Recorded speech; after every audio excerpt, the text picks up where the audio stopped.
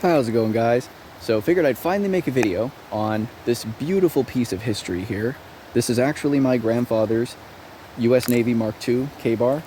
So real piece of history, got the fiberglass sheath and everything. I love the fiberglass sheath. The straps have seen better days, but it still definitely suffices. And as you can see, just very beautiful, iconic blade here. Definitely one of the most iconic blades in the world, and the stacked leather handle.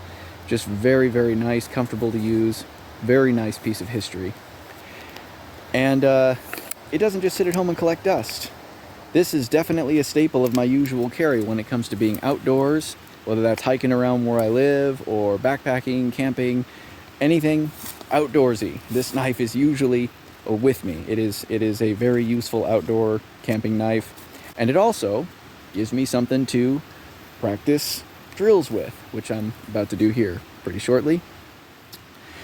So I've taken to practicing a little bit of Carenza with this lately. Carenza is just the word that they use in Filipino martial arts, as I believe it is pronounced Carenza. Might be a little bit more of an accent on there, but it basically just means to flow freely, which is really the same thing I do with all my weapons.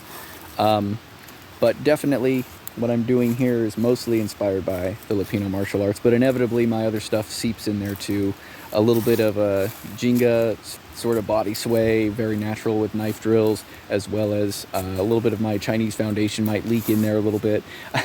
So definitely my own little mix of stuff. Yeah, so this is just pretty basic angles of attack, occasional grip changes, basic cuts and thrusts, and yeah, some body positioning. And so nothing fancy here, and I'm just going very moderately paced. I'm not trying to go fast or anything.